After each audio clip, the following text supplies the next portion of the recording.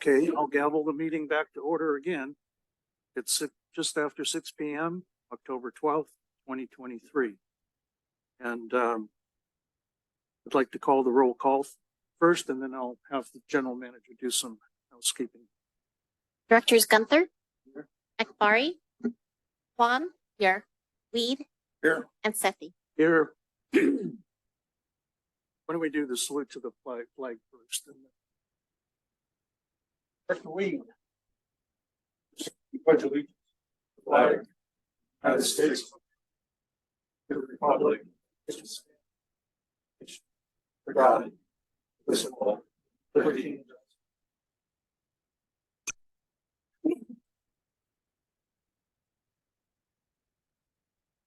At this time, we're going to take board comments, either from the public or anyone online. Members of the public may address the board on any issues not listed on the agenda, which are within the purview of the Alameda County Water District. 5-minute limit is customary. However, as board president, I may adjust that allotted time. Members of the public who wish to address the board on a scheduled agenda item will be given the opportunity to do so when that item comes up for discussion. And I can provide some quick remarks just to make sure everybody knows how to participate, whether in person or remotely. Members of the public may participate in this board meeting in person or remotely by either using the Zoom application or by telephone. Any member of the public present in the room who wishes to make comments may approach the speaker's podium at the appropriate time. For those participating remotely, note that the meeting agenda, staff reports, and presentation materials for this meeting are all available on the district's website at acwd.org. You may reference the instructions at the top of the agenda for how to participate using the controls in the Zoom app or your dial pad if you're participating by telephone audio. This meeting is being recorded and will be made available to the public for future viewing, and that completes my housekeeping remarks. Okay. Is there anyone from our audience that would like to come forward? Seeing none. Don't see any online. Do we have any written communications to the board? Nothing submitted. Okay. So we'll close the public comment period and we will move on to the consent calendar. And I would ask for board support for adding items to the consent calendar. I'll move to add items 5.1 and 5.2 to the consent calendar. Second. Roll call. Directors Gunther, Aye. Akbari, Huang, aye, Weed, Aye. and Sethy. Aye. And as amended? I'll move the consent calendar as amended. Second. Directors Gunther, Aye. Akbari, Huang, aye, Weed, Aye. and Sethy. Aye. So we will now move on to two special occasions, item 5.3 and item 5.4. The first is a resolution honoring Douglas Young upon his retirement from district service. So I will turn it over to our general manager.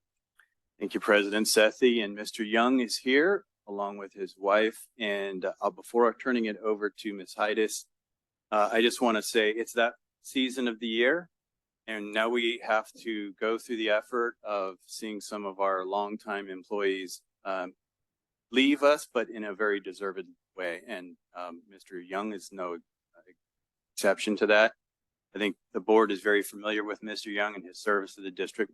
I just will cover it a little bit more, but I just wanted to say, Doug, you've been just an instrumental part of our groundwater management and protection programs here. It's the reason we were formed to protect the Niles Cone Basin, and you've been a huge part of that, but you've also been a great person and very willing to share your expertise. And for that and many other reasons, you'll be greatly missed here. But I will let Ms. Heides introduce the topic in the resolution. All right, thank you very much, Mr. Stevenson. So Doug Young will retire from the Alameda County Water District after more than 20 years of service with the district, and his last day in the office will be October 19th, 2023. Doug started his professional career with the district on May 29th, 2003 as a hydrogeologist 2 in the Groundwater Resources Division, and was promoted to associate hydrogeologist on June 27th, 2021. Before coming to the district, Doug worked at a number of well-known environmental consulting firms such as Kleinfelder Inc. and Lowney Associates. Doug's primary duties with the district involve oversight of investigation and cleanup of leaking underground fuel tank and site cleanup program sites in conformance with local, regional, and state guidelines, as well as participating in other groundwater protection and management programs. Doug has served a critical role for the district by being the project manager on a number of monitoring well installation projects that have expanded the district's groundwater monitoring network and understanding of the Niles Cone groundwater basin. During Doug's career, he was the project manager in the installation of approximately 46 monitoring wells and 3 test wells. Of special note, Doug played a key role through the years in the application and successful award of grant funding for a number of projects, such as the Northwest Niles Cone Monitoring Well Project, and most recently the Niles Cone Groundwater Extraction Well Site Evaluation Project. During Doug's career, he has been the lead in obtaining over $1.5 million in grant funding and the recently obtained preliminary award of $2.2 million for the Brackish Groundwater Reclamation Project. Doug also played a key role through the years in establishing and updating technical procedures, explaining the importance of protecting the groundwater basin to customers, students, and responsible parties, and providing training and guidance to other staff in groundwater resources and others throughout the district. Doug has consistently performed his duties with the highest level of competence, integrity, and dedication. He will be greatly missed by his many friends and coworkers at the district. And on a personal note, I just want to thank Doug for the energy and positivity that he has consistently brought to our department and the district, for his willingness to share his expertise, and for his skilled mentorship of other team members to advance their understanding of hydrogeology and of the Niles Cone. These are especially lasting contributions that will continue to bring significant value to the organization for the long term. And I think it's a testament to Doug that there are a number of staff that have logged in online or are here today to celebrate with him as well. So with that, I will somewhat regrettably share the recommendation, which is by a motion, adopt a resolution honoring Douglas Young and expressing appreciation for his 20 years of dedicated service to the district. Thank you, Ms. Heides and Mr. Stevenson. I'd like to open it up to board comments first, then public comments if there are any, and we'll bring it back to the board to pass the resolution. Thank you. It was pointed out in the initial that the core of this district is its groundwater reservoir and protecting it and its operations. We have an interesting agenda item later tonight on how we continue that effort. But thank you very much for your service. Oh, wow, Doug. Okay, so who am I going to talk about boring logs and groundwater geologies after you retire? Okay, so Mr. Stevenson, let's write that down. I guess he just volunteered. We have it on record Oh, here. totally great. No, Doug. Seriously, thank you for all the great conversations, your knowledge, your expertise, your advice. When we're chatting about groundwater that apply to other side of my life, my other job. Thank you for being so willing to share. I think as Ms. Heides said, you are always so willing to help others out, to help us understand what's going on underneath our feet, or is kind of hard to understand. Thank you for all the great conversations. Talk about shells that you found when you're drilling out by the sanctuary. Talk about different geology that you encountered. Thank you for your expertise to help us figure out if we could expand the desal facility by drilling different wells. And lastly, on behalf of the customers, thank you for being so willing to spend the time and go through rims of paperwork to apply for grants to help us offset our rate increases. That's not really specifically part of your job, but you do it because you believe in the district. You believe in helping our customers. So thank you. And also thank you to your family. There are lots and lots of long hours that you had to put in, lots of travel. Thank you very much for sharing Doug with us and with the district. I look forward to see you guys at the holiday parties. And perhaps I will finally drag my husband to one of those dance classes at some point. Have a great time in your retirement. But before I go, I know Director Abari has his favorite question since he's not here. So I am going to ask the retiree or potential the soon to be retiree. So what do you look forward to do when you retire? What do you plan to do? I think that's a standard question. I could go for that. Now I'm totally jealous. Congratulations, and we'll definitely miss you. Congratulations, Doug. As Director Juan said, I'm gonna miss you. Those boring, that well site trip, that was amazing. I had so much fun. I mean, I was just sitting there and it's like the National Geographic trumpets were blowing. This was crazy. And as much as I hate to see you go, I just want to wish you all the success going forward. It's great. Congratulations on your retirement. I hope both of you do really well. Looking forward, hopefully, to seeing you in April or in January. We should be there too, my wife and I. So looking forward to seeing both of you again. Disappointed that I won't see you maybe in the district or in the field, but good for you. Congratulations. Doug, geologists rock, right? So I plan on being at your farewell next Tuesday because it happens to conveniently fall before our finance meeting. Hopefully Director Weed can join as well. And I want to offer my appreciation for a lot of the projects that you've worked on over the years that I've been on the board, specifically cleanup sites for like dry cleaners, the gas stations, other things that we were doing, and then just studying the operation of our wells, the groundwater system, and maintenance of it. And I think it's very important for people to know in the water industry, geologists do have a profession.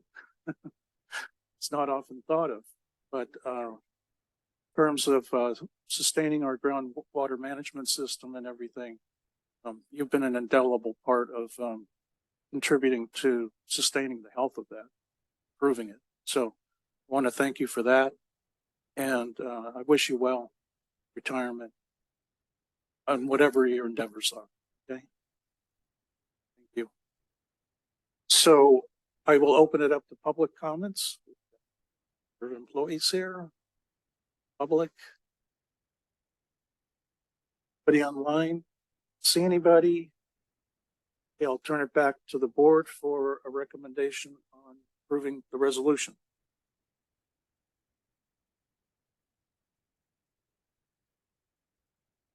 I would like to make a motion. I'll make the motion. I'll second. Directors Gunther, Aye. Akbari, Juan, Aye. Weed, Aye. and Sethy. Aye. He has a Yeah. chance to talk. Doug, would you like to come forward and speak to the board for a couple of minutes? Change. So, by the way, is that an Oh, you ACWD could pin? probably change your mind. No, it's not. Sorry. Oh, okay. In the old days, they used to give out eye pins. I still have mine. Oh, you do? I do. Okay. Well, good evening. It's been an honor and a privilege working here at the district. I've been in the groundwater business for over 40 years. Just looking at that. And I've worked for small companies. I've worked for large companies. But being here at this organization, I've been most impressed at the talent and the dedication that people have. The work ethic, the quality of work that I've seen here is really second to none. But what I see as really most appreciative is the camaraderie and the teamwork I've seen here. The employees that work together, the interactions between management and the staff. the open office policy that the management has, the district activities, and yes, the weekly emails and voicemails we get from the project, or for, excuse me, the general manager. Makes you feel like you're really part of a team. You're not just this cog in this wheel of this machine. And I can tell you from my experiences with other organizations, it's really more the latter than the former. So I do appreciate that. My father once told me that wherever you go, whatever you do the best you can. And wherever you go, you try to leave it a little bit better than when you got there. Well, I hope I've done that here at the district. Because I can sincerely tell you that I feel like I've really been a better person since I've been here. So again, I will be forever grateful to have the opportunity to work here at the district. And I wish it the best in the future. Thank you, Doug. Could we give the resolution plaque out right Gotta come back up, Doug. Gonna get your picture taken. Going in the papers. Tri-City Voice is here. Maybe they'll publish it.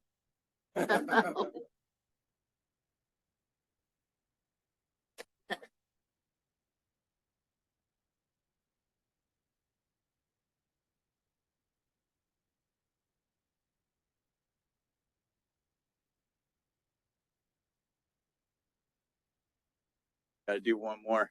Did you get yours already, man? Oh, okay. Oh, great. Thanks. Sorry. You're good.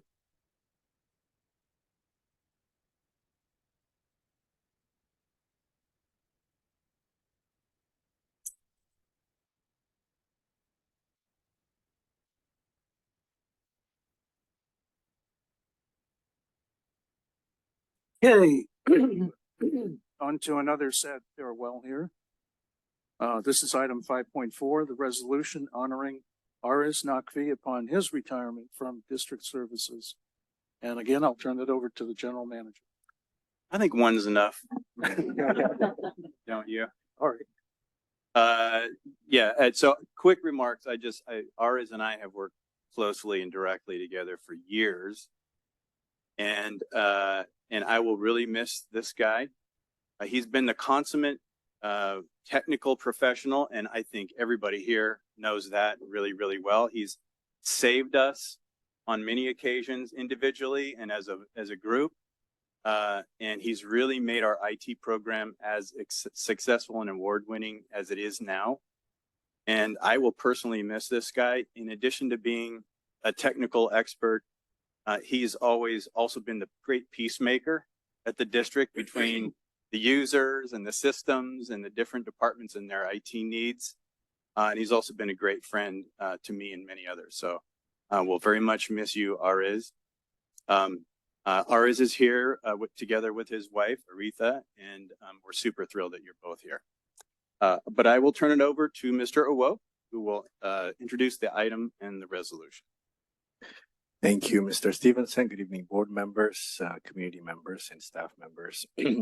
Mr. Stevenson stole some of my thunder, so I'm gonna try and make this as helpful as possible for the board. So it is my distinct honor to wish Ariz Nakvi congratulations on his retirement after many years of hard work and service to the district.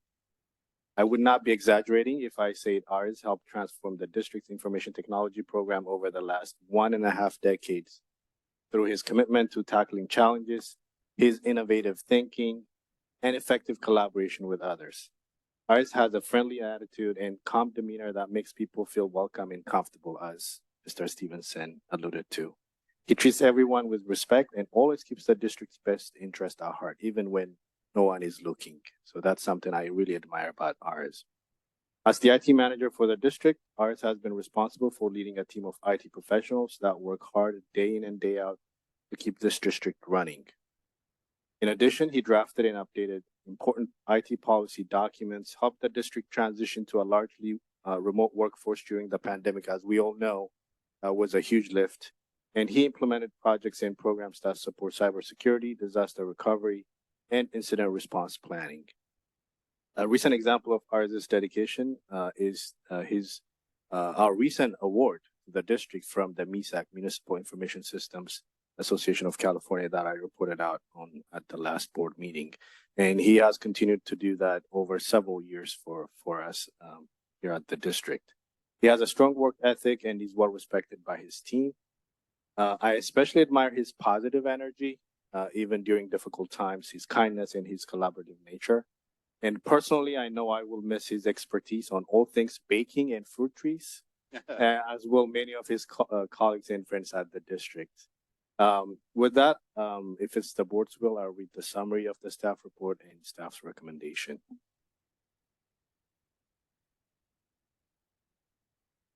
Ars Naqvi will be retiring after more than 15 years of service with the district, and his last day in the office was September 29, 2023.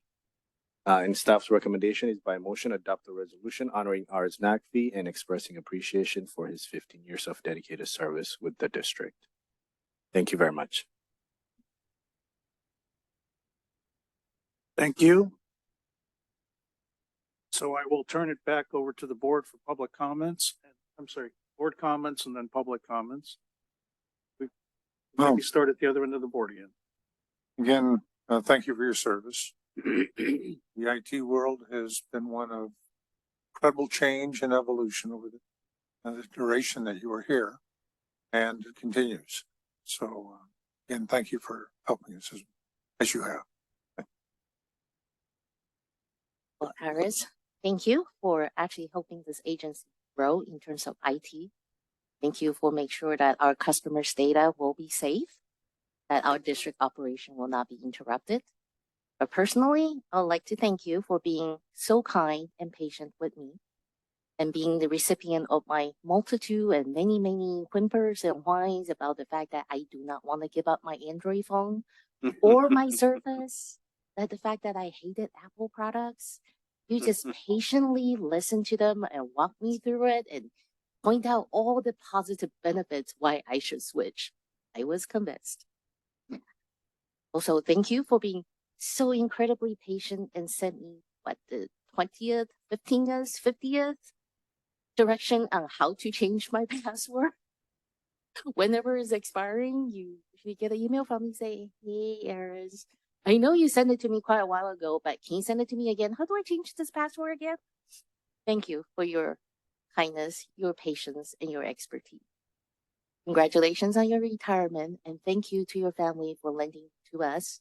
As usual, ACWD is a family, and we are very lucky that our employees' family also help us out by making all of you available to work when we need you to.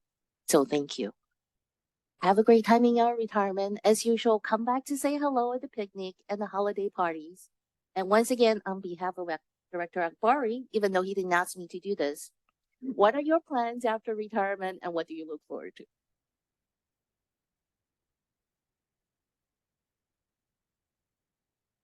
Great. Congratulations and thank you. Well, thank you so much. I think you'd be proud. I changed my password on my own. I actually did it myself. Of course, it didn't do for all my other devices. I have no clue. No, I mean, 15 years, particularly in your position, the changes have been astronomical. They're still coming. And you've really led us and you've helped us and you've saved us multiple times. And it's been a gift to have you here. Good luck in your near future, your future, long future, I hope. Certainly near future, but your long future as well. Congratulations on retirement. Once again, hate to see you go, but happy to see you go. I'm always happy to see people retire because it's a wonderful thing. Congratulations and do well. Ours, as you know, I have spent my entire career in the networking and wireless cellular industry in Silicon Valley. I have worked with some of the leaders in technology in the Valley, the people that have generated the emerging technologies that have transformed the world. And I consider you one of those outstanding professionals that I've worked with during my career, because I can compare you to a host of other large companies I've worked with in the Valley, as well as startups. And I feel very proud to have made the friendship with you. And I know since I started on the board in 2010, Director Weed and I have pretty much been on the same committee that has overseen all of the IT activities. And I think I can safely say this, that the district has made a quantum leap over what it was when I started on it. In terms of all the technology upgrades, everything to our financial system, that was a really big leap to take. We had a very antiquated system. I think on one of the first tours I had, he took me into the back room where all of our servers were, and there on the floor were IBM servers from the early 1980s, and I was just looking in horror. They said, we need to find the funding to upgrade these systems. We can't be running on this old technology. And you did such a fantastic job in terms of upgrading all of the technology for the district, the HR department, all of the cybersecurity enhancements that we've had to initiate, and our entire SCADA system, everything that's going on out in the field. We've gone through significant upgrades to harden our systems, make them better, make them more efficient. And I feel I can honestly say, as a board member representing the public, you have saved the district and our ratepayers a tremendous amount of money because of the efficiencies that we have adopted into our platforms and the way we administer things here at the district. Oh, and let's not forget customer service too. And then everything that you did during the pandemic. My goodness, you must have been working 24 hours a day to bring us all up to speed and help everybody to maintain working discipline throughout the pandemic. So I honor you for the entire career that you've had, and I wish you well in the future. And you'll be sorely missed here. So congratulations, and I will open it up to public comments if there are any. Seeing none in the audience, seeing none online, I'll close the comment period and ask for, I'm going to do it after we pass the resolution. So I'll take a motion for support of the resolution. I'll move the resolution. I'll second. Directors Gunther, Aye. Akbari, Huang, Aye. Weed, Aye. and Sethy. Aye. And Aris, if you'd like to come up and make some comments, more than welcome. Thank you for all the kind words. First, I'd like to acknowledge my wife, Harita, for being very supportive of my career in public service. It truly has been a wonderful experience working for ACWD. My entire career has been in public service, working for various agencies, cities, and I settled at ACWD, and this is a wonderful family. I've had the honor of working alongside very talented, dedicated, and hardworking individuals, among the best I've seen in the public service side. So it's really it's bittersweet for me to be retiring from the district, but I'm glad that I'm retiring from this agency, which really has such wonderful staff. And not just in the IT team, but across the district, just consummate professionals. And I'd like to also thank the board for all the support for the technology projects throughout the years. Without your support, we wouldn't have been able to implement and the changes that we have. I remember when I first came in, like you said, yeah, we had token ring and AS400, but now we are very, very different. On a parting note, I'll say October is the Cybersecurity Awareness Month. So please be cyber safe and watch out for those phishing emails. And thank you. You know, I'd like to add for both Doug and Aris that this is also Water Professionals Week for the year, and you're both retiring during that week that we honor all water professionals. So thank you for your services. So I will present the plaque regretfully.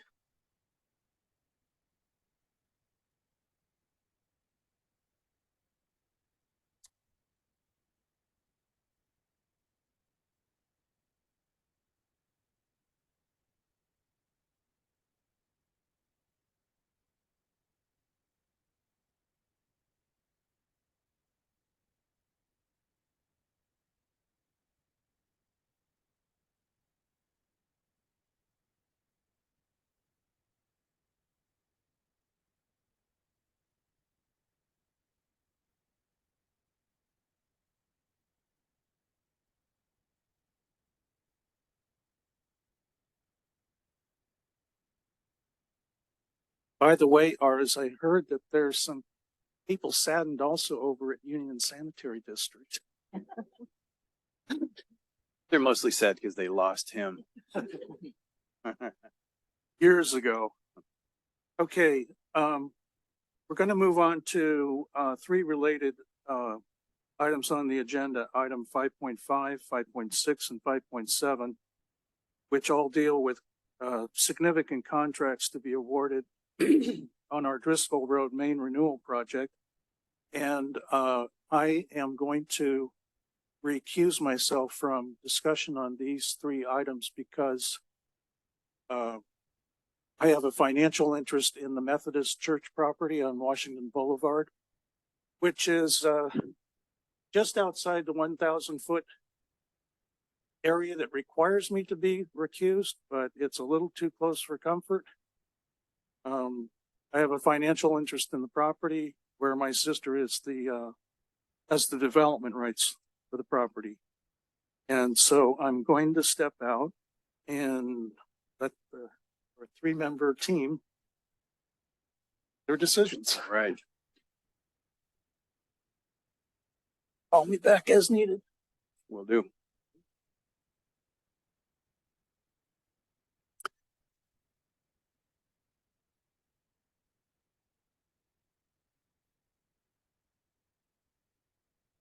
I think he just wanted to go see Doug and Aris.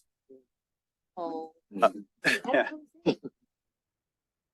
Okay, well, Vice President Gunther, I think you're now presiding. We can move to these items. Moved into item 5.5. Okay, and as President Sethy pointed out, we will be presenting on all three of these at once. They're all very, very related, but the board can choose to take them up individually and so forth, but we'll get there.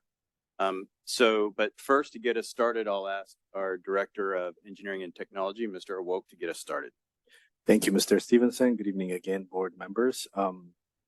As you know, one of the district's strategic objectives is to get our main renewal program off the ground and make great improvements in that particular area. And I'm happy to report that we have a very important project that's going into construction, the Driscoll Road main replacement project. It took a lot of coordination and collaboration with multiple stakeholders.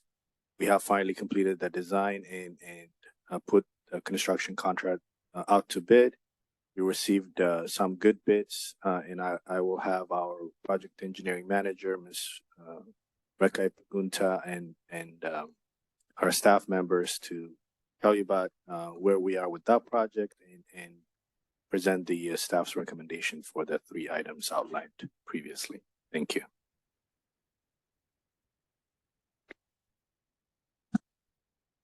Thank you, Ms. Trevor. Good evening, members of the board, members of public and staff. My name is Rekha Ipuganta, the project engineering manager. Co-presenting with me is Dorota Wardzinska, project engineer. So today's topic, I'll cover Driscoll Road main renewal project update and recommendations related to agenda items 5.5, 5.6, and 5.7.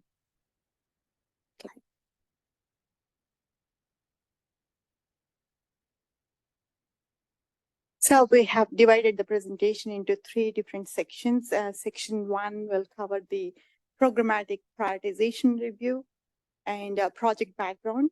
In section 2, we'll provide context to the recommended action items. And section 3 are staff recommendations for board action. Next slide, please.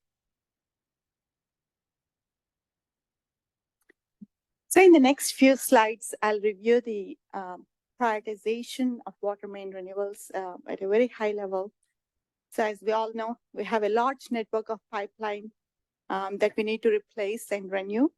So the first step in the process is to prioritize our pipeline renewals. We need to prioritize our efforts and also our dollars. So we do have a prioritization model that was built in-house. The model calculates the risk based on likelihood of failure and consequence of failure. So there are several factors that we consider as part of the prioritization model. GIS, and we use several sources to calculate the risks using GIS, hydraulic models, CityWorks, and other databases. And we also have several factors that we weigh into the model. There are some factors we have increased weightage, such as seismic score and criticality of the facilities. So once we have the prioritization run using our desktop model, we look at the top 1% of the risk main, and then we go into additional investigation using institutional knowledge. That includes understanding the failure patterns and any hydraulic constraints that we see in the field.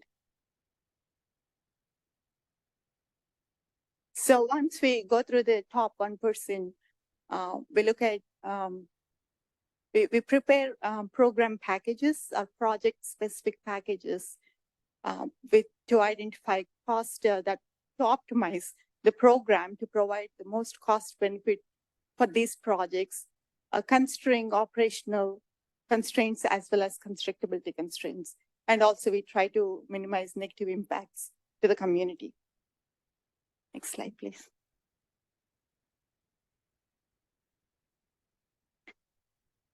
This is a graphic that the board has seen in the past. The main renewal, specific main renewal projects, which are large diameter complex projects, are identified on this graphic. The red, the pipelines that are recommended for replacement, mostly AC pipes, are identified in red. And the pipeline segments that are recommended for future inspection and investigation, and those are mostly steel pipes, those are identified in green. So as I mentioned, these are large diameter complex main renewal projects. And we have prioritized them in the order of ranking. Generally, when we get into the implementation phase, the order may change depending on integration with city projects and other permitting requirements. Next slide, please. So today we'll focus on priority 3 project, which is Driscoll main renewal project. There are several factors that contributed to the high risk calculation on this specific main renewal project. This is the existing pipe is 12-inch asbestos cement pipe, and it's 69 years old.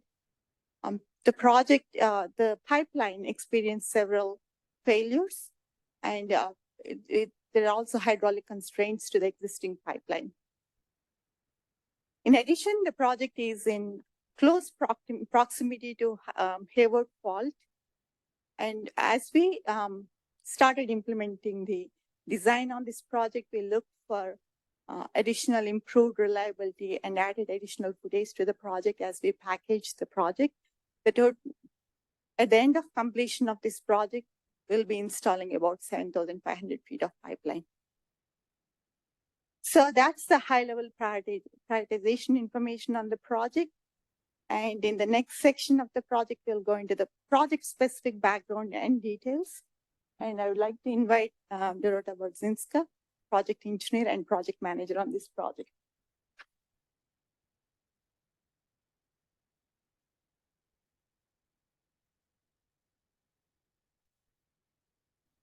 Good evening, everyone. My name is Dorota Budzinska. I'm a project engineer for Driscoll Road Main Renewal Project. And tonight I will be providing you an update on the project. And as Reka mentioned, I will be reviewing the recommended action items for the board. As Reka mentioned, Driscoll Road Main Renewal Project is a part of the district main renewal program. And this project consists of replacing nearly 7 years old existing 12-inch diameter asbestos cement pipeline, which is in city of Fremont. The pipeline is located on Driscoll Road from Mission Boulevard to Timber Creek Terrace near Washington Boulevard. There's also a small segment on Paseo Padre Parkway from Driscoll Road to Gomes Road. In addition, we have completed hydraulic modeling on this project, and that concluded that the portion of existing pipe is undersized, which is resulting in some water inefficiencies. Next slide. So I will focus on this map for a little bit to provide a project overview and highlight some of the specific and precise elements of this project. So the project includes installation of new 12-inch and 16-inch welded steel pipeline. We're going to be installing also all new fire hydrants, service laterals, new valves, cathodic protection appurtenances, and making all the system connections. Just want to point out a couple areas for the references. Hopefully you can all hear me. Here we have Mission Boulevard. In the middle, Paseo Padre. And approximately here, there is a Washington Boulevard. Shown in blue, this is the location of the new pipeline. On north end, on Mission Boulevard, the pipeline will be connected to the existing 14-inch main on Mission. At this location, we're going to be also crossing 24-inch City of Hayward aqueduct pipe.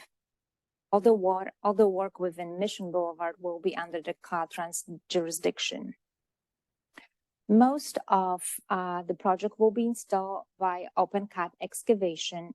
However, there will be a small trenchless installation at Sant Antoni to cross large storm drains. For references, Sant Antoni is right here. In this blue call-out box, you can see there is a Hopkins Middle School, and the existing pipe serves the water to the school. So there will be an impact to the school. Therefore, we will be completing work in front of the school during the time when school is not in session, and to minimize the impact. Shown in gray, there are 3 San Francisco Public Utilities Bay Division pipelines crossing Driscoll Road. The new pipe will connect to existing pipe outside of SFPUC right away. At Paseo Padre and Gomes, new pipe will connect to existing 12-inch steel just to make more of a robust connection for Paseo Padre takeoff, which is a little bit farther north from this point. The south end of the project near Washington Boulevard will terminate with a new fire hydrant. And also we're gonna have important lateral connection to existing 48-inch transmission main at Alice Street. I also want to mention that all the project, there will be some other additional challenges. Installation of the pipe will run next to existing petroleum Kinder Morgan pipeline, which is within entire Driscoll Road. So we will be installing the pipe parallel to Kinder Morgan, and there will be also multiple crossings of that pipe. Next, please. Completing this project, completing Driscoll Road main renewal project will have many positive benefits for the district operations as well water rate payers. Replacing aging infrastructure, improving system hydraulics, minimizing leaks, future maintenance are just a few of positive effects of this project. Next one, please. Existing pipeline on Driscoll Road is divided into two pressure zones, Zone 1 and Zone 2 Mission North, which is a higher pressure zone. As you know, the zones are separated by the zone valves, which always will have to stay closed. Because of the operational constraints, we had to further segment the work on this project into segment A, B, and C, shown on this map. In red, it's segment A, that is pressure zone 1, shown in blue, that's segment B, zone 2 Mission North, that's the one which is in front of the school, and shown in green, that is segment C, pressure zone 1.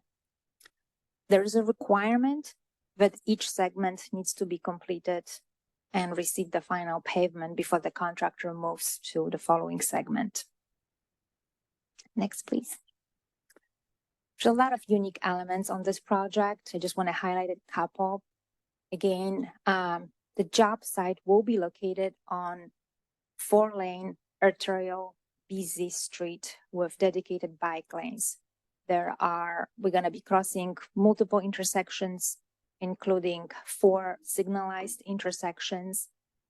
Work in front of the Hopkins Middle School will be challenging, and although the alignment of the pipe actually shifts to the opposite side from the school, the contractor will be required to do this work when school is not in session, and the remaining work, which won't be able to finish within that time, there's some limitation on the work hours.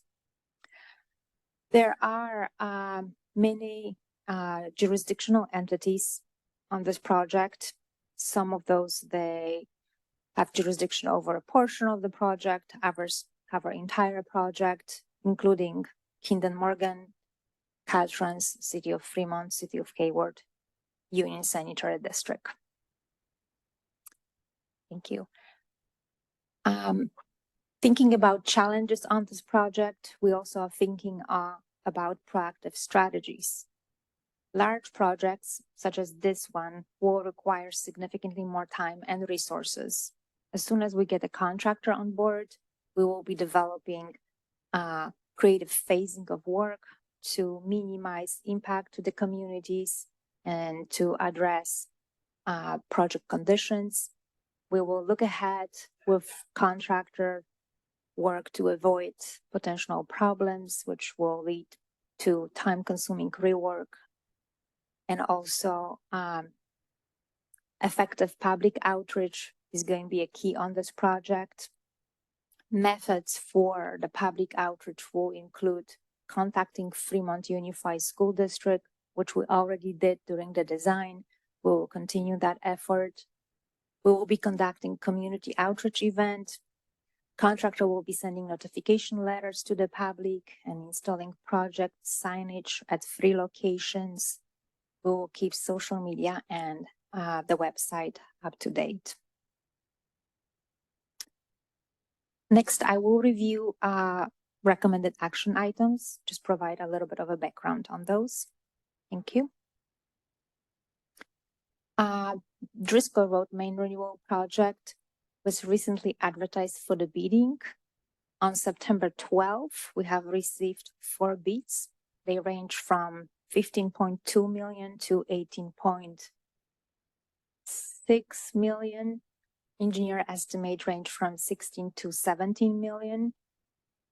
We will be recommending award of this contract to Creators, and we are anticipating to start the construction by the end of the year with activities such as potholing, and construction will last through April 2025. Also, we are requesting the board for authorization of the general manager to approve change orders up to 7% of the contract value. This approach will minimize potential delays in a payment to the contractor for field change orders, which are anticipated on this type of project. And this is consistent with other agencies in Bay Area and public contract code. If board will approve this approach, staff will develop the reporting and which will be presented on a regular basis. Staff also issue requests for proposal for construction management services and inspection services, which are this is recommended for this type of project nature and complexity. We have received 5 proposals. We have reviewed and received those proposals, and Kennedy Jang's proposal ranked number 1. We will be requesting the board to approve the professional services agreement for an estimated level of effort of about 1.2 million. In addition, staff is requesting an amendment 2 to West Yost Associate PSA agreement. West Yost is a lead designer for this project. Amendment 2 is needed to address longer construction duration than initially anticipated, address billing change rates with delay in this project, and accommodate additional future design changes associated with unforeseen conditions that are likely to be expected on this project during construction. Total fee for Amendment 2 is $112,000, 183. Sorry, yeah, stop that. Okay, so I'm ready to do the staff recommendations.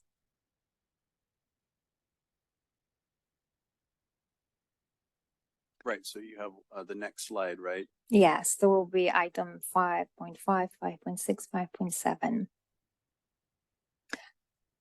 Item 5.5, resolution awarding contract. By motion, 1, waive the minor irregularities in Kratos INC bid. 2, adopt the resolution awarding the construction contract for the Driscoll Road Main Renewal Project, job 21212, to Kratos INC in amount of $15,240,150. And 3, authorize the general manager to execute change orders up to 7% of the contract value in a total amount not to exceed $1,066,811 to address unforeseen items that may arise during construction.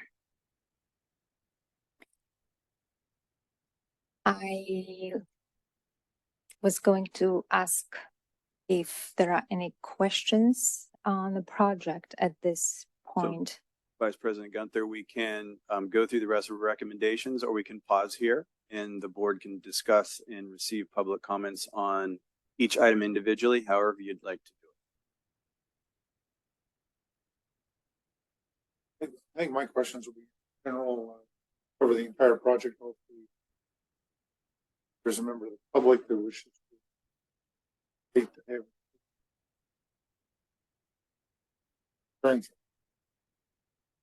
have our own discussion. Why don't you go through all three of the recommendations and have the discussion, have the public comment, and then the board can decide after that whether they want to take all three items at once or do each one individually. But take off. It's all three recommended. Thank you. So second item, item 5.6, authorization of construction management and inspection services. By motion, authorize the general manager to execute a professional services agreement with Kennedy Jenks in an amount not to exceed $1,199,893 for construction management and inspection services for the Driscoll Road Main Renewal Project, Job 21212. Item 5.7, authorization of amendment to professional services agreement for engineering services. By motion, authorize the general manager to execute an amendment to professional services agreement with Westius Associate in an amount not to exceed $112,183 to provide additional engineering support services during construction for the Driscoll Road Main Renewal Project, Job 21212. Okay. We have the three recommendations in front of us. We open up to public comments at this point. We'll go ahead and open up the public comments. We have several members online. If you'd just like to raise your hand, I see Kelly, I see Ken.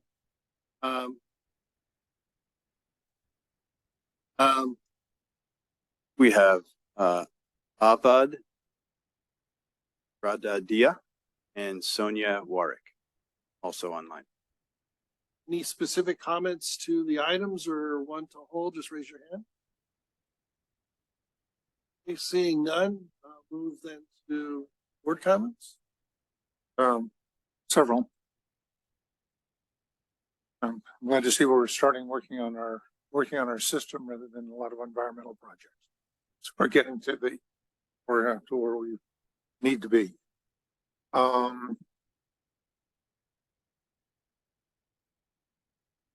First is a question. Did we consider a leak detection capability in this project?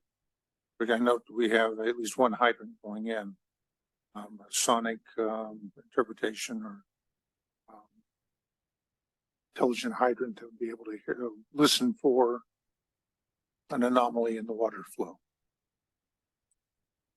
Yeah, well, we have a separate project where we're putting those devices in sort of systematically across the system.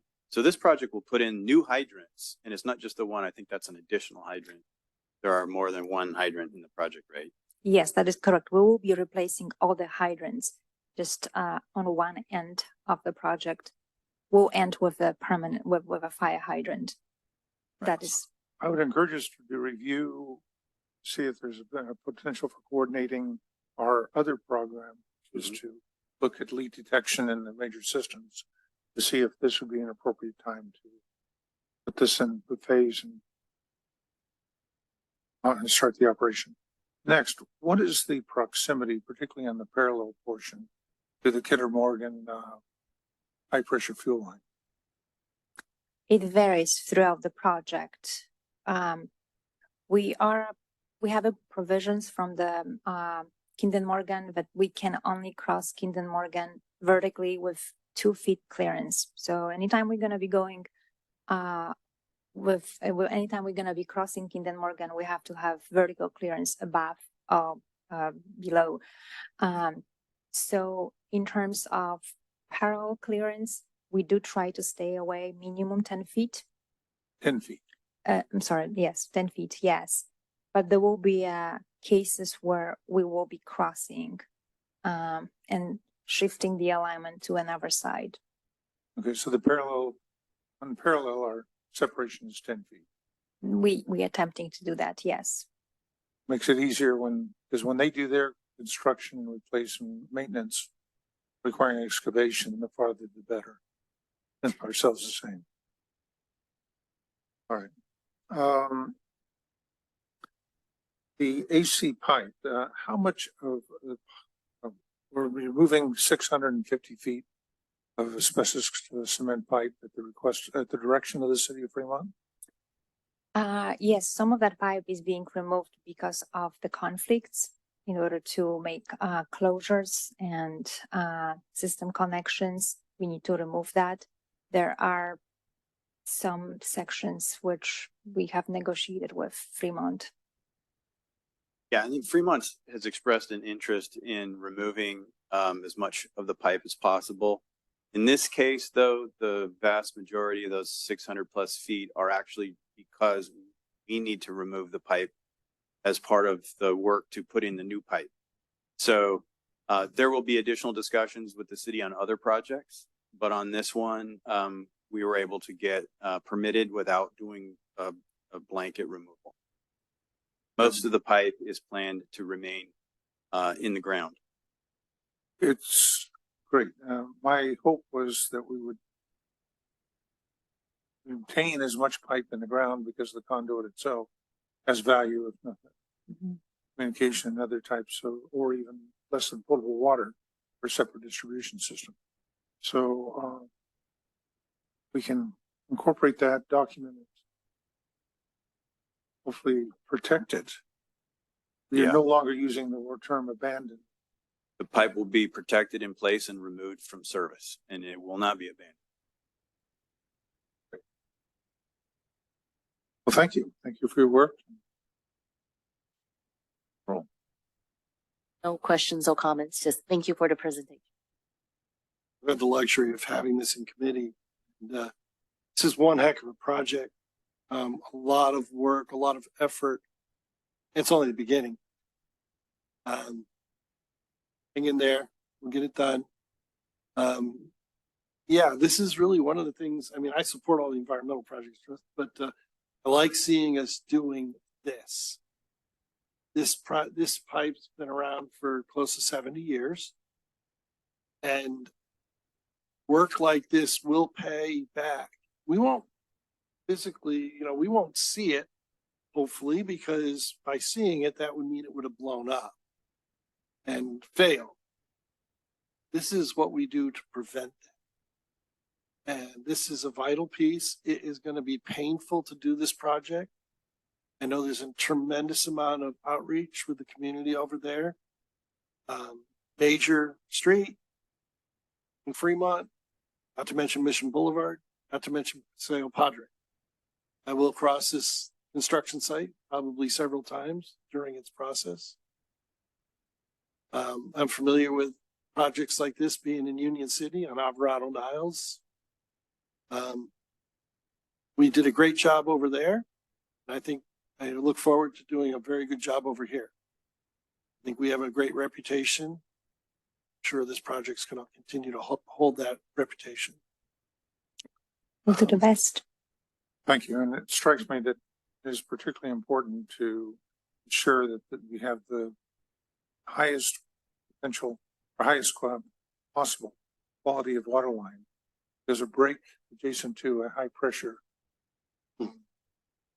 fuel line could be quite disturbing community and a lot of environment. Thank you. You're welcome. Hearing no further comments, do we have a motion? Can we take all three items at once then?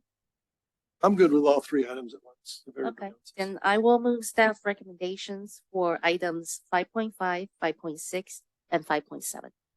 I'll second the motion. Secretary, call the roll. Directors Gunther, Aye.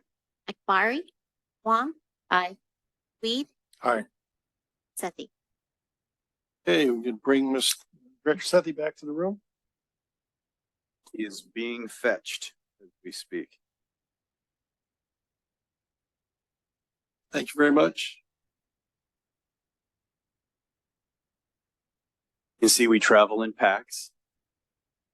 And thanks very much, Dorota. Chris.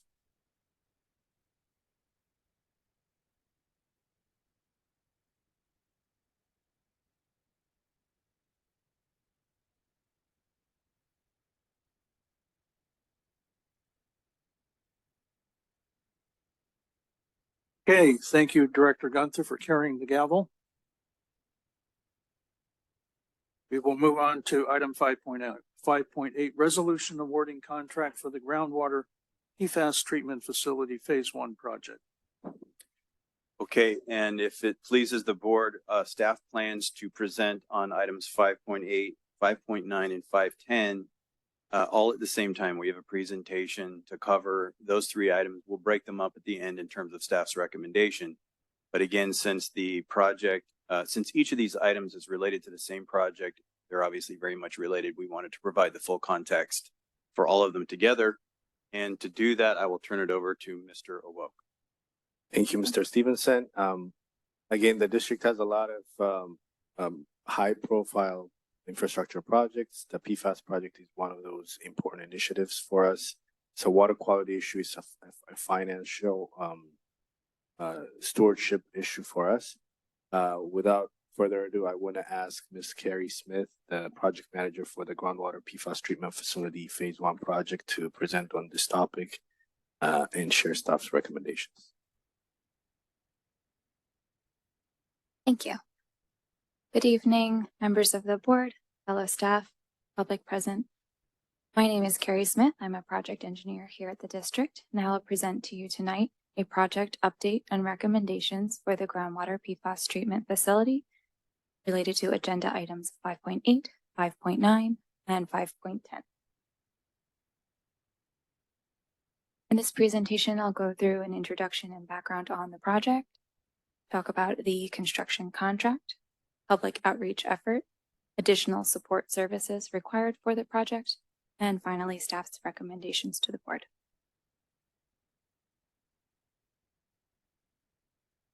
PFAS have been detected in the district's PT and Maori well fields. The range of sample results are shown in the table on this slide. In order to deliver water to customers with PFAS concentrations below notification levels, the notification levels are also shown on this slide, staff has been blending the water from the PT and Maori well fields with purchased water from SFPUC, which is non-detect for PFAS.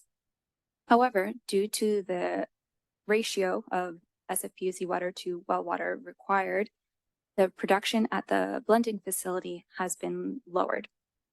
Therefore, PFAS treatment is needed to restore that capacity. The phase 1 project goals are to treat up to 6 MGD of groundwater for PFAS to restore blending facility capacity and deliver water to customers with PFAS concentration below notification levels, and to implement this treatment as soon as possible. This facility, which will be an ion exchange treatment facility, is in the phase 1, will construct 6 MGD of treatment. However, it was designed for the ability to expand to up to 15 MGD of PFAS treatment due to uncertainties in future regulations. The underground piping and electrical improvements were sized for a 15 MGD treatment facility. Additionally, the raw water pipeline bringing in water from the PT and Maori well fields was sized for 41 MGD, and this is to accommodate both future PFAS treatment expansion as well as a potential future RO plant.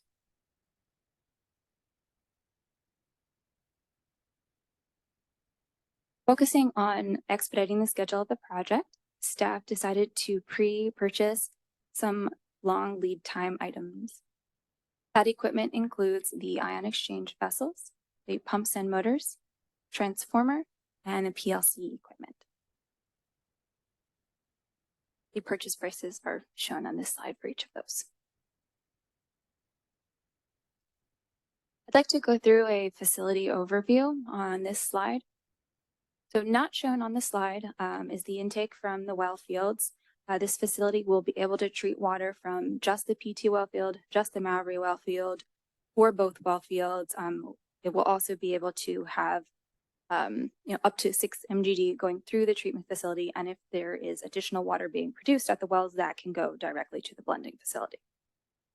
So that is not shown here, but I'll start with, see the best place.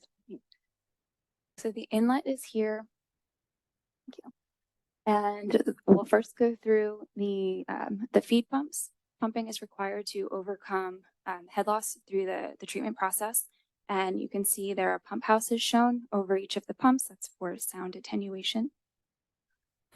Next, it will go through a common header, which is a little bit obscured by this canopy, and then go through these cartridge filters shown in green.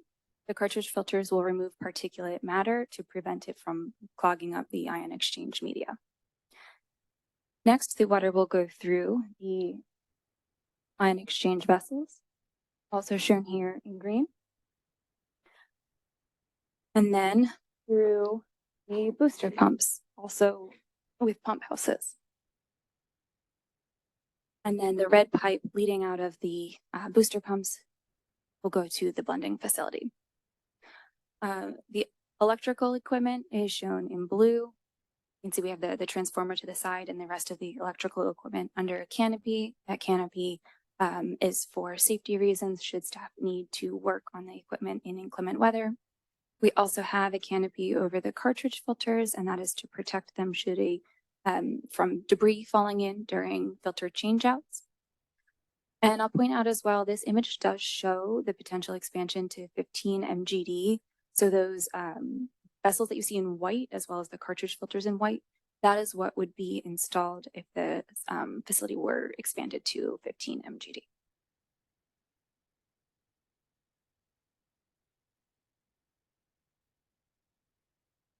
One of the project goals is to implement treatment as soon as possible.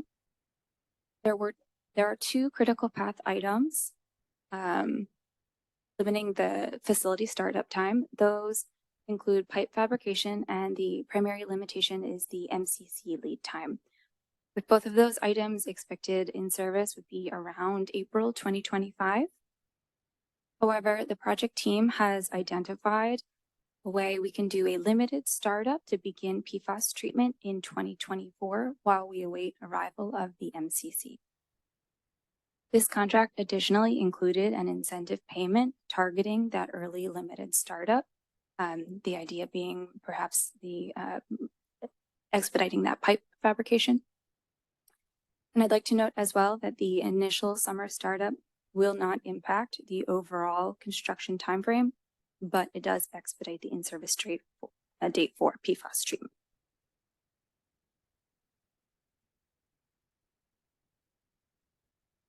We'll go over the construction bid. This contract was advertised between August 16th and September 13th. One bid was received from Myers & Sons Construction for $15,916,000. There were a few minor irregularities in the bid, including a typo in the DIR number of one of the subcontractors.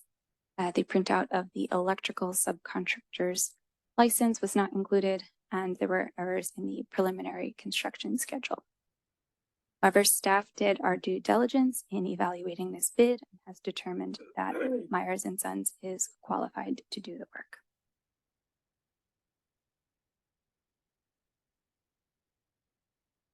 We are requesting that the board approve a construction contingency with this project. Unforeseen conditions or unforeseen necessary work are common in construction projects, especially projects on an expedited schedule. And including a construction contract contingency is a common industry practice. As this project is highly schedule focused, in order to stay on schedule, we will need to be able to respond nimbly to changes. Staff will recommend that the board authorize the general manager to execute change orders up to 7% of the contract value, and staff will provide updates to the board on change orders authorized by the general manager.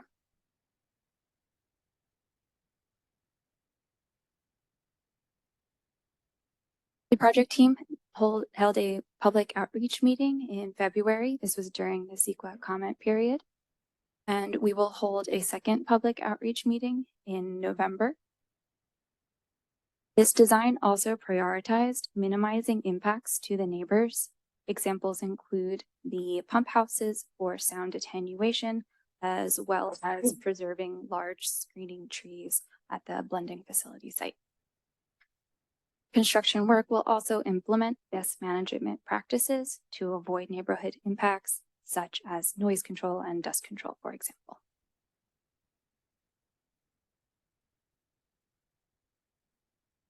Now that the project is moving into construction, additional support will be required.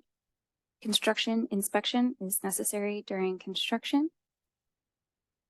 Kleinfelder is currently under contract with the district to provide specialty inspection services for CIP projects. Staff is recommending a PSA amendment to extend those inspection services to general inspection for this project. Additionally, SCADA integration will be required for automation of the PFAS treatment process. Vertec is currently under contract with the district to provide SCADA system development, and staff is recommending a PSA amendment to the contract with Vertec to extend those SCADA services to include the PFAS treatment process. These recommendations do not include purchase of the ion exchange media. We expect to bring that item to the board for approval in December.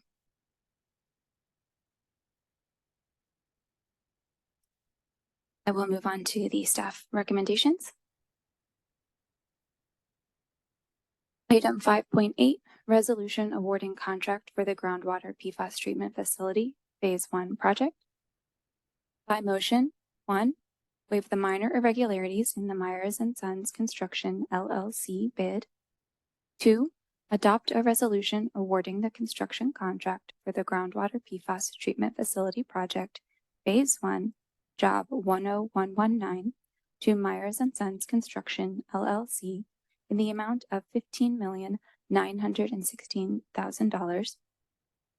And 3, authorize the general manager to execute change orders up to 7% of the contract value in a total amount not to exceed $1,114,120 to address unforeseen items that may arise during construction.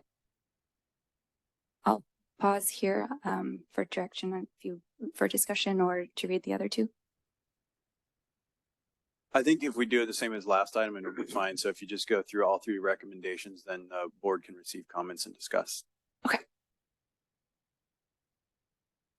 Item 5.9, authorization of PSA amendment for construction inspection.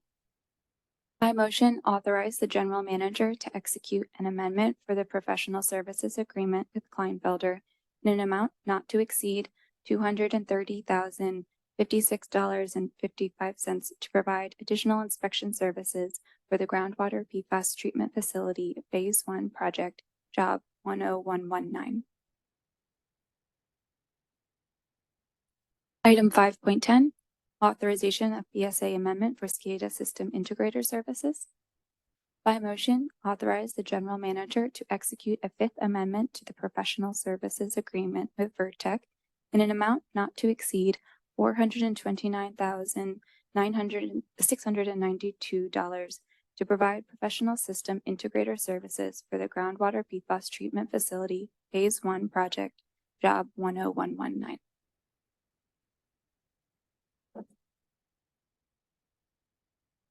Okay, that was a mouthful. There's a lot of information there. Staff's certainly ready to respond to any questions that you have. You may also want to see if there are any public that have any comments or questions.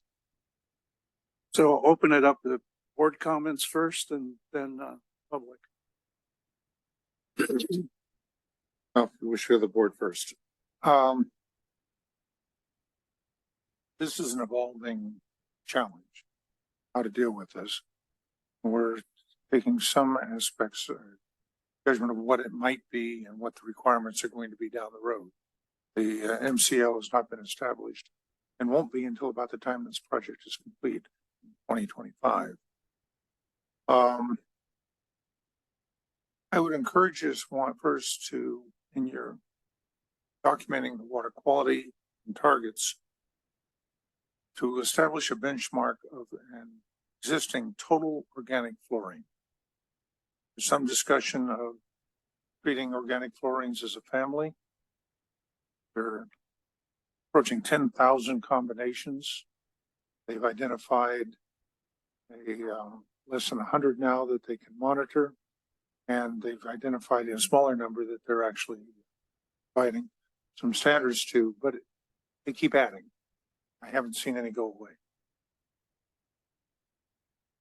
Next was concerns over short chain PFAS, or organic fluorines, which are particularly difficult to capture and treat, and that we make at least for our own records and knowledge, how we're doing on the long chain and how we're doing on the short chain. By category, it's not yet adopted, but it's something to at least have a reference. We won't know until in the earliest February whether PFAS will be put under CERCLA as a hazardous waste.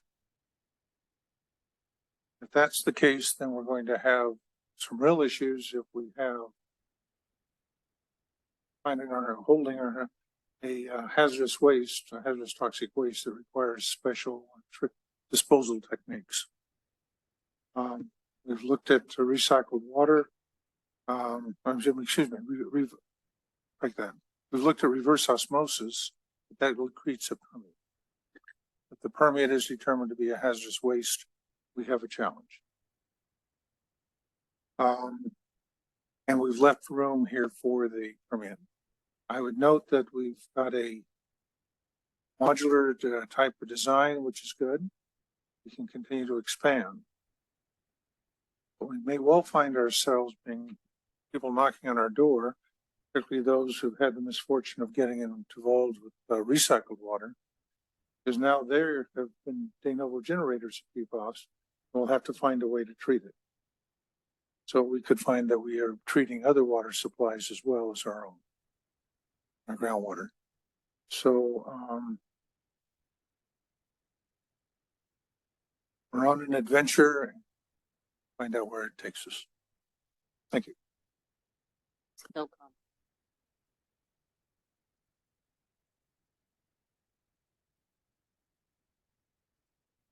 Well, it is true that this is a moving target. We're doing our best. Appreciate all the staff's efforts. Never know where regulations will go. 5-10 years ago, this wasn't there. What is? We'll see. We'll adjust as we have to. Because that's who we are. We adjust well, we pivot well. So, up to good work. Keep your heads high and keep rolling along. Thank you so much. So I'm committed to seeing this project get off the ground, but I do have a few concerns that I wish to raise. The first is I'm wondering why we only had one bid that came in when this is such a focal point of the industry. And there are quite a number of these PFAS ion exchange systems that have been installed in the state, including just recently in Pleasanton on a similar 6.6 MGD system near the Stone Ridge facility that they have. And so before you sent out the solicitation, how many vendors were you aware of that could satisfy performing this work? We had a fair amount of, it seemed, so we required an NDA to receive these projects, and we received a number of NDAs from contractors. We also had a handful of general contractors and potential subcontractors attend the pre-bid meeting.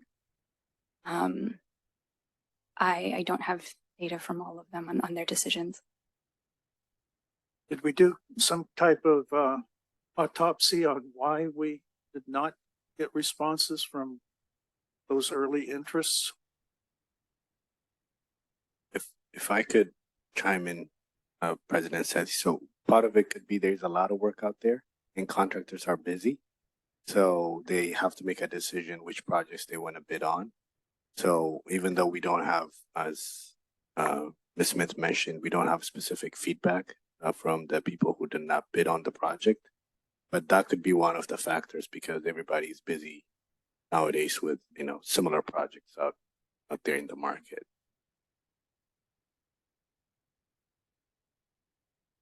Did we ask the lead vendor here if they had done any prior installations like this? They have a lot of previous experience with both water and wastewater treatment. They have extensive experience in construction of those facilities. With RO ion exchange?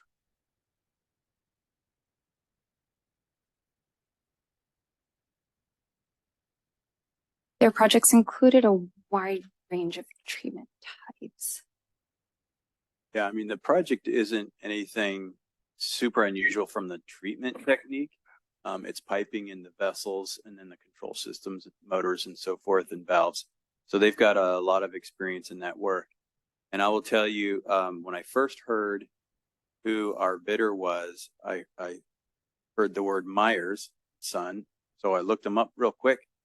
It's the same Myers as in CC Myers. And you might remember who CC Myers is a contractor that's well known for very large infrastructure projects. And so they do have a long history of mechanical and water treatment, wastewater treatment infrastructure too. Mm-hmm. Well, I'm always concerned when there's only one bid. This is a $18 million potential award. One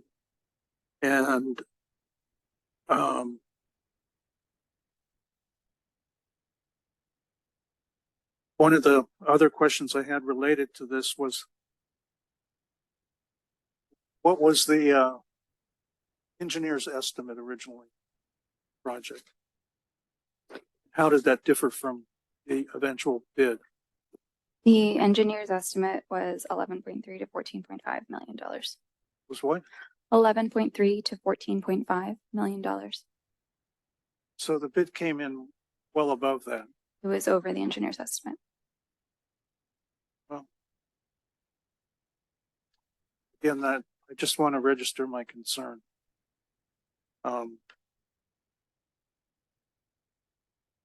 We don't have any time to waste here, though. There's a big pipeline of people putting in orders, so I understand the supply situation.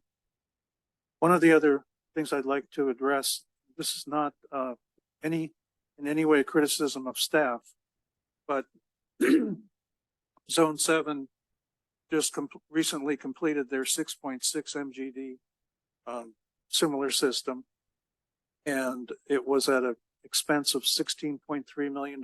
So that's in the neighborhood of what we're working with here. What I was disappointed by, again, not our staff, but DWR awarded Zone 7 $16 million in grant money to cover a $16.3 million project. And they gave ACWD $0. And I think sometimes when we're putting forward, especially on something that is so noticeable before the public, I understand from talking to Mr. Stevenson what some of the considerations were, but I'm really disappointed when I see another agency get most of their project covered in grant money and we're not receiving it. We don't even have the prospect of it, and yet we're in two nearby sustainable groundwater Sigma areas. So I will vote to approve project because it is urgent, but I do want to at least let the staff know the things that I was thinking about. Yeah. Director Weed? Yes, another question. Have we identified the resin that will be used for the ion exchange and which contractor will be providing that component to the project? We have not bid the resin yet, but they're in our specifications. We will require that the resin from vendors who we have tested in the testing that we did as part of this project. My understanding that is currently all of the resin providers have a proprietary formula, which is do not release, and they assume responsibility for the disposal of the resin at the end of the project. But that it's difficult to do an evaluation when you don't know what's being used as the media to treat your water. So one of the challenges with ion exchange, I would encourage you to coordinate with Lawrence Lab, which has been doing ion exchange for 40 or 50 years, to see what they were looking at desalination, primarily when we were looking initially at desal, and asked us to get involved with it. As well as Yorba Linda and the project that's going on there, and keep in touch with the industry, because there's again, this is a rapidly evolving technology with a yet to be defined goal. Thank you. Okay, any other board comments? I'll look for public comments here in the boardroom. There's C1 online. Mr. Nishimura, you're welcome to speak. Thank you very much, President Sethy. I agree with you. We need to do this. I mean, I'm just looking at the figures that were presented, just looking at the perfluorooctane sulfonate line, right? The well fields are now producing raw water that is more than double the notification level. And the blend ratio has gotten to the point where the production of the blended facility is below target. I believe I asked this question during the public presentation back in February, and I'm just wondering if there is better information about the expected treatment efficacy of the ion exchange. That is, what is, if the input water is say 16 nanograms per liter of PFOS, what is the expected output concentration after treatment? And the reason why I ask this is that if the output is effectively 0 or say below 0.5, it won't make too much difference if the MCL does sit at 4.0 nanograms per liter. But as Director Gunther has pointed out, that's a moving target. And if the draft MCL comes down to say 1, and the ion exchange output is at 0.5, the utility of that product water as a diluent is diminished. So given the fact that I just heard that the vendor for the ion exchange resin has yet to be chosen, that is a concern that I have, is that with the moving target and the unknown efficacy of the ion exchange to actually remove these contaminants to effectively 0. I just was curious to know if there were a better handle on that, just to ensure that this is going to produce the results that we expect. Thank you. The water treated by ion exchange, so leaving the ion exchange going into the blending facility, will be non-detect for PFAS. Can you repeat that? I didn't understand. The effluent from the ion exchange treatment before going into the blending facility will be non-detect for PFAS. Okay, but do we know what? Meaning it will remove. Yeah, go ahead. I was going to ask, what is the detection limit when you say non-detect? Is that 2 or is that 0.1? It's 2. It's 2. Okay, so it could be 1.9 and it'd be non-detect. Okay, thank you. All right, thanks for the public comments. Always appreciated. And we'll move on to consideration of these 3 different resolutions.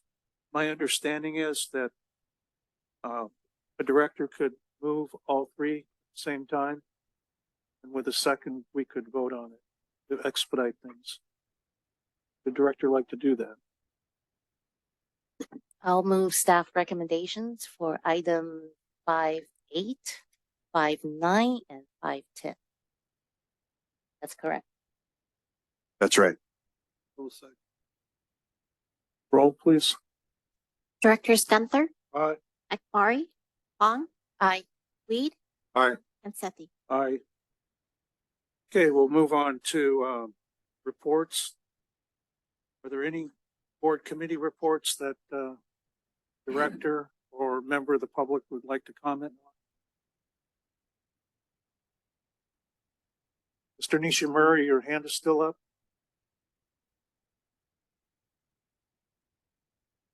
Anything on the operational reports under item 6.2? Board? Public? Seeing none? Turn it to 6.3, the staff presentation. I see none. Is that correct? That's correct. General manager's report. I'll turn it over to Mr. Stevenson. Okay, just one check. Just want to double check that Mr. Nishimura intended to take his hand down. It's not up right now, and I think we saw it up just a moment ago. I was just going to make a quick comment about the water hardness and the good job. Thank you very much. Great, thank you. Yeah, just quickly, a few general managers reports. A reminder, next Thursday, October 19th, is Imagine a Day Without Water. And I think this board knows that the district, primarily on years that are opposite the Niles Canyon Stroll and Roll, will usually do something pretty big for the Imagine a Day Without Water events. This time, since we had the Niles Canyon Stroll and Roll just a couple of weeks ago, we're really, what we're doing is we're sort of partnering with the Aqua program, and we're putting out some customer engagement materials, public relations materials, really using the Aqua Quench California campaign. So you'll see a number of posts that we'll be putting out on social media. We'll also be publishing an item in the Tri-City Voice related to this program on October 17th. So you'll see some more materials come out from the district related to Imagine a Day Without Water. Next item I have is, President Sethy mentioned this is Water Professionals Appreciation Week. And ACWD's done a number of things internally to recognize our employees. I think that they feel the love, but we're also letting our community know about the employees that work here. And we've done a number of items, and I've just really enjoyed them. I encourage you to check out some of the social posts that we've done. Primarily, we've done some, I used to call them Twitter posts. Now they're, I guess, X posts or X's. Where we've highlighted a number of employees, including Miss Ipagunta, I think just today. So it's too bad she left before I was able to mention that. Also Jeremy Bautista, who's a groundwater engineering technician. Some really great messages from our employees to our customers about the things that we do here. So I'm very happy about that. Now I'll turn it over to Miss Heides. She's got some good news and some other news, and I'll let her select which one she wants to do first. Okay, I'll start with the other news first. Keep some suspense. On October 4th, the State Water Resources Control Board held a workshop and a public hearing to receive comments on the proposed regulations to make conservation a California way of life. Staff has been closely following this regulatory development process and how it may impact the district. And Megan Moreno from the Water Use Efficiency team attended the workshop and commented on behalf of the district in order to share our feedback on some of the proposed landscape requirements and on the proposed commercial, industrial, and institutional best management practices and their timelines.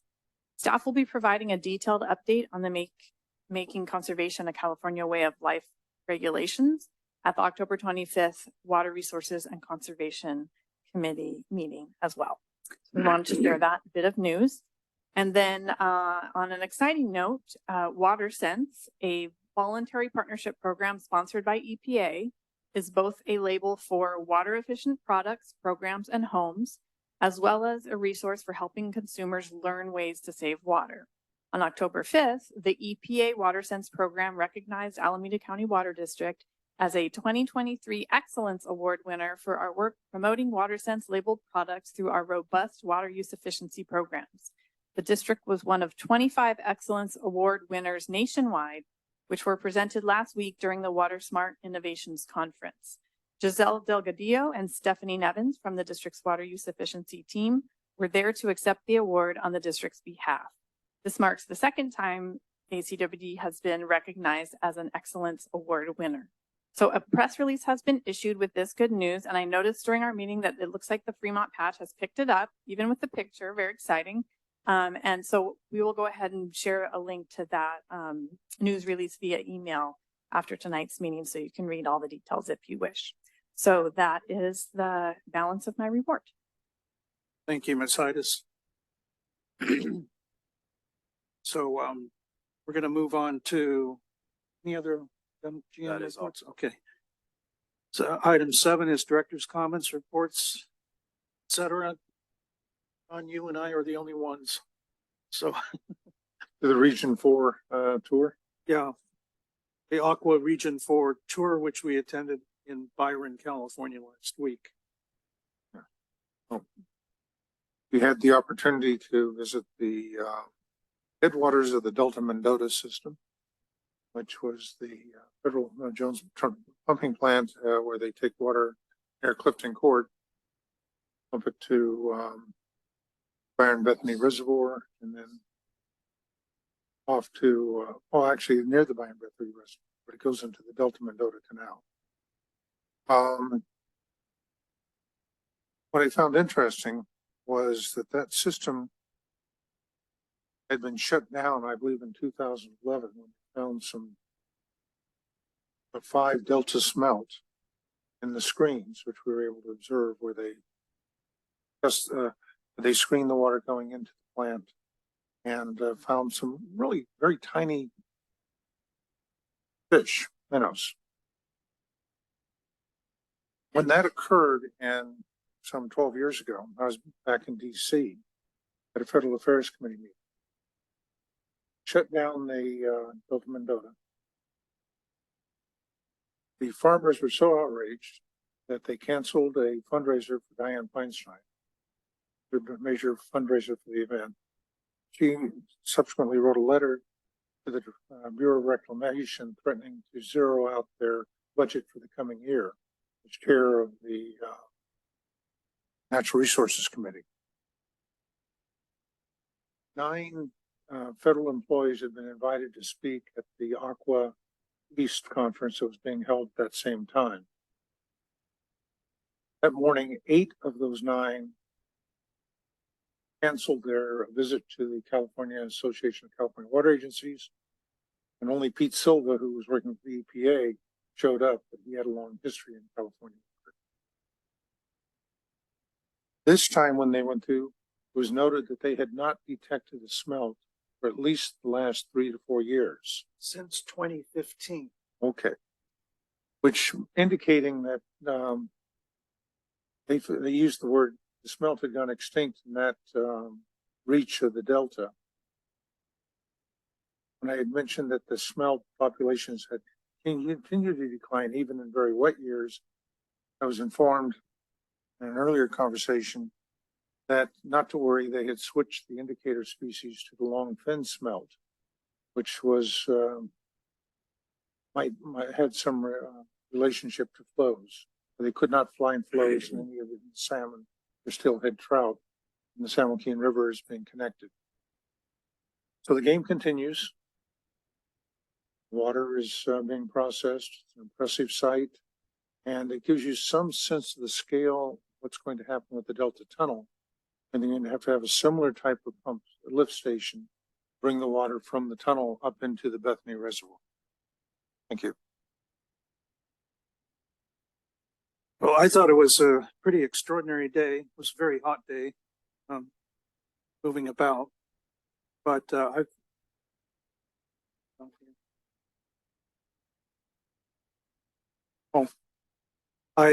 brought the places that we toured here, and I'd like to offer it to Mr. Alcott if he wishes to have a copy, because I have another one at home.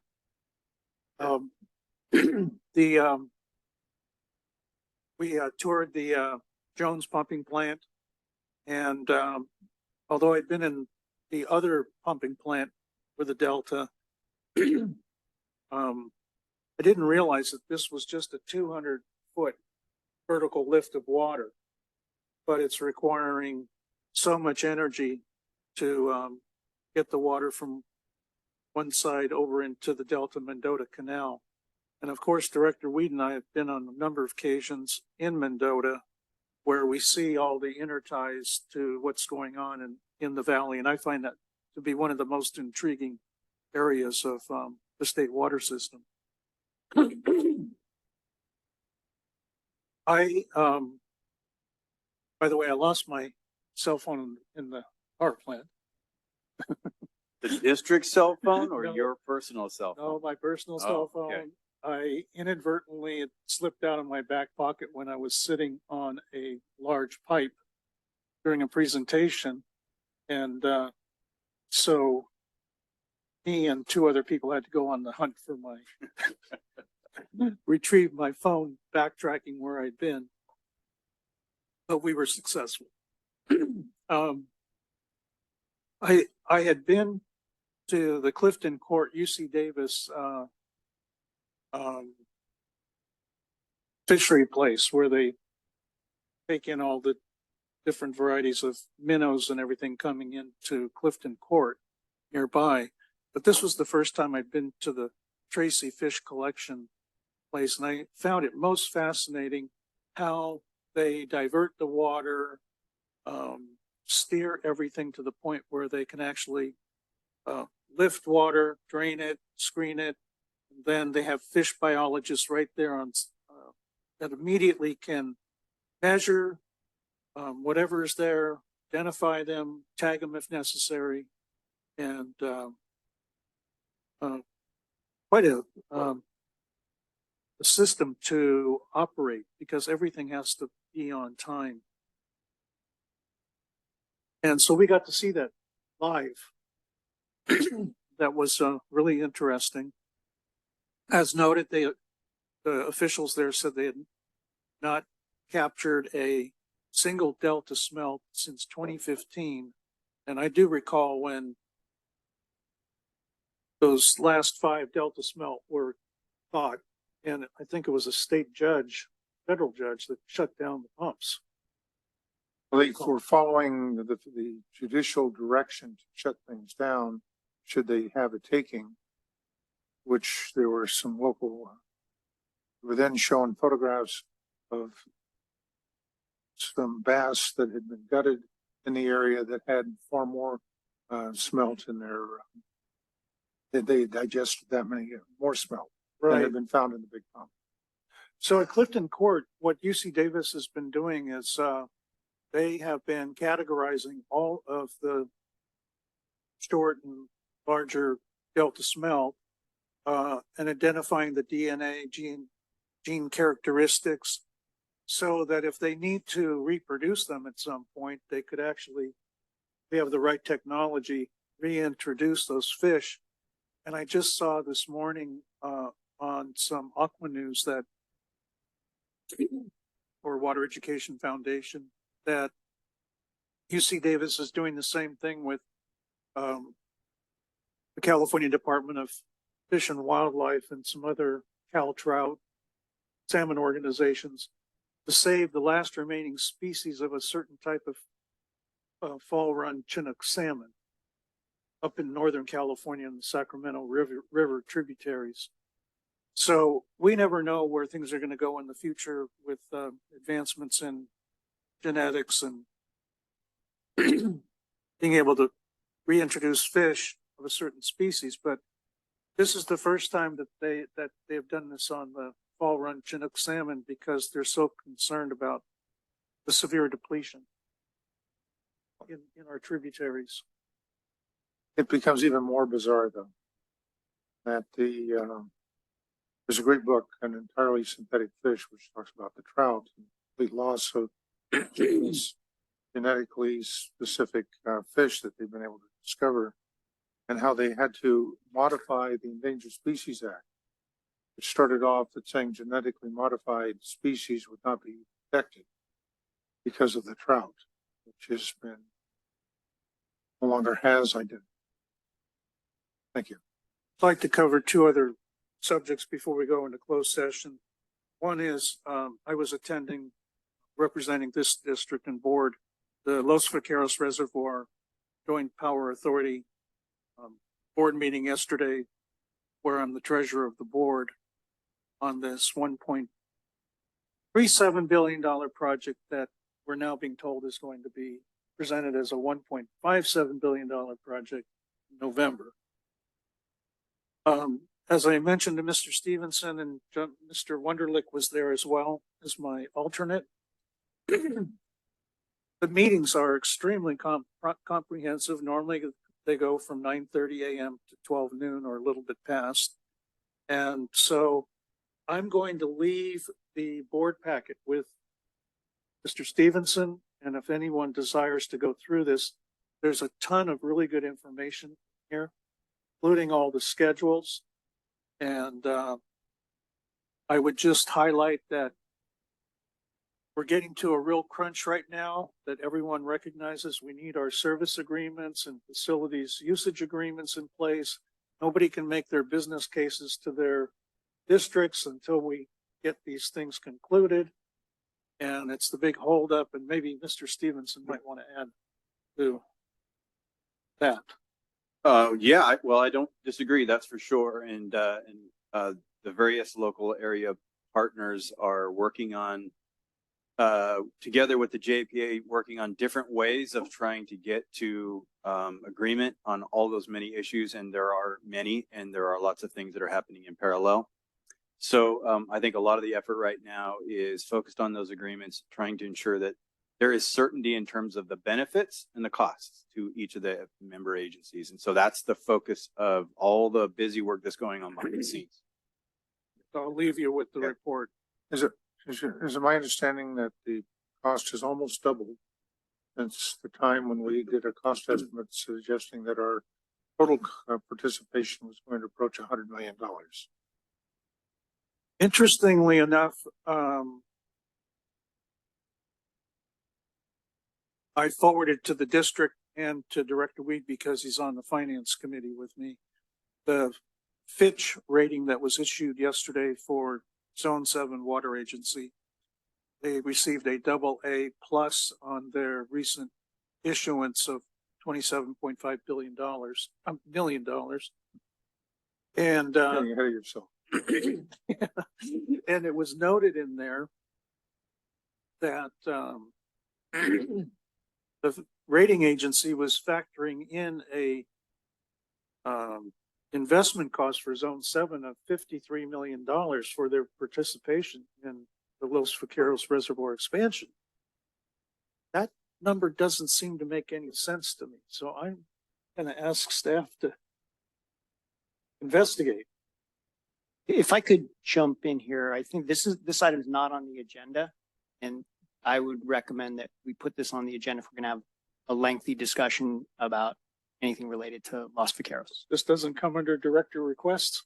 You could make a request, but I would request that you put it on the agenda. I am making such a request. Request heeded.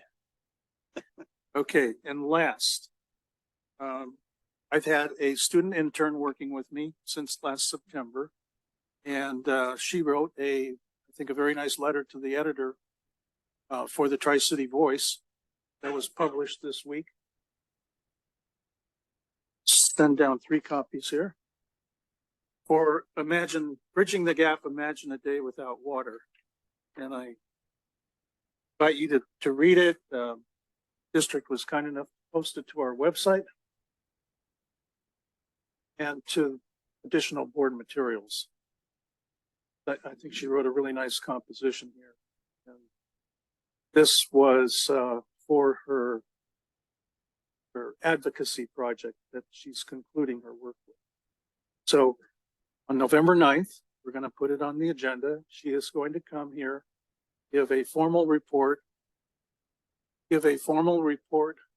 on her experiences during the last year, all of her accomplishments, and her reflections on what she learned. Spending a challenging time working for somebody who really challenges people. And I was delighted to work with her throughout the year, and I think you will really enjoy her future presentation shortly. So with that, So I do have a question. Would it be appropriate for me to report back on my tour of the Delta tour yesterday, or should I wait for it to be agendized? I mean, a quick report would be fine on a tour. I was just, people are interested in LV. That's why. Yeah, wanted I to- know, but I'm just wondering. Yeah, I mean, you could either wait and then it'll be put on the agenda for November, or you could do it. If now. I It's could up to do you. it, since I remember it really well, since it's only yesterday.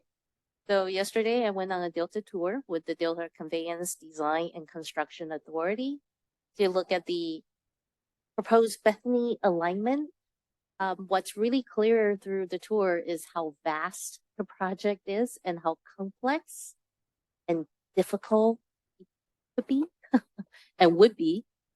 We went on, for example, we went on haul roads that's literally tiny 2-lane roads that's next to small sloughs that needs to be widened and strengthened just for the haul trucks to travel on. But what's a little bit interesting to me, and this is perhaps a request for the general manager, there were a lot of discussions and conversations throughout the tour. In the presentation, it was very clear that the design is the water coming through the intake, then you will go into almost a vertical drop down to 150 feet. That's where the horizontal pipeline would be. And then this water would then have to be lifted back up to reach Bethany. The question I asked was, have you considered recovering that energy? Because as you're dropping water down 150 feet, you could at least recover something to offset the energy that will be required to lift it. Water is heavy, it's expensive. And the answer I got back is they have discussion, but there's nothing really serious. At least my understanding is there's no traction. But I think, as you know, that we are all waiting for the business case before we make that commitment. At least for me personally, the business case has to include operational costs. Right? The business case for me personally is not just how much it costs to plop those pipes in the ground. Right? It has to include how much will cost our customer not only to build that facility but to operate it. What is our long-term commitment? So that's where the ask to the general manager and our staff that talk to DCA. I know they only do the construction, they don't do the operation. So this is kind of in a really funny area. But to that extent, if we could start considering putting in these energy or cost saving measures as part of the overall concept, I think that would make me a lot happier when we start talking about a business case. Yeah, we'd be happy to explore that a little bit more with the project. So that's basically my report. And yes, we actually heard that. I think between the lines, we know the community, the local community are not extremely supportive of the project. I think a question was asked, have you talked to the landowners where you'll be taking the land from? And I think the answer is yes, but in our budget process, we'd assume we'll eminent domain all the properties. thank you, Director Huang. Believe Director Weed has been on that tour. Huang. So, It's a good tour. yeah, I'm trying to schedule to go in November. Looking forward to it. On that same tour and the same subject. And it was even explained to us the local opposition they had. I asked, what elevation does this local opposition live? And it was noted as well below sea level. You have to understand. Okay, Or river level. yeah, we'll leave that for another time. So May may not I have to ask be there long. our general counsel to read us into our closed session item 8.1. Sure, I'd be happy to. It's now 7:59 and the board is going to convene into closed session pursuant to California Government Code Section 54956.9 subsection D1. Conference with legal counsel, existing litigation, name of the case, Alameda County Water District versus 3M Company et al. Mr. Alcott. We have one item here for you. Okay. The tour, yeah.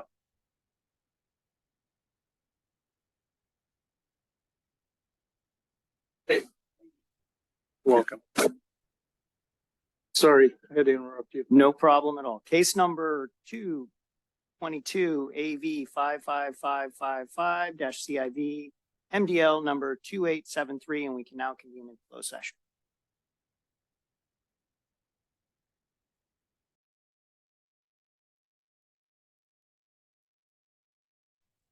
Okay, we're reconvening our meeting at 8:50 out of closed door session, and I'm going to ask our general counsel to read out what happened.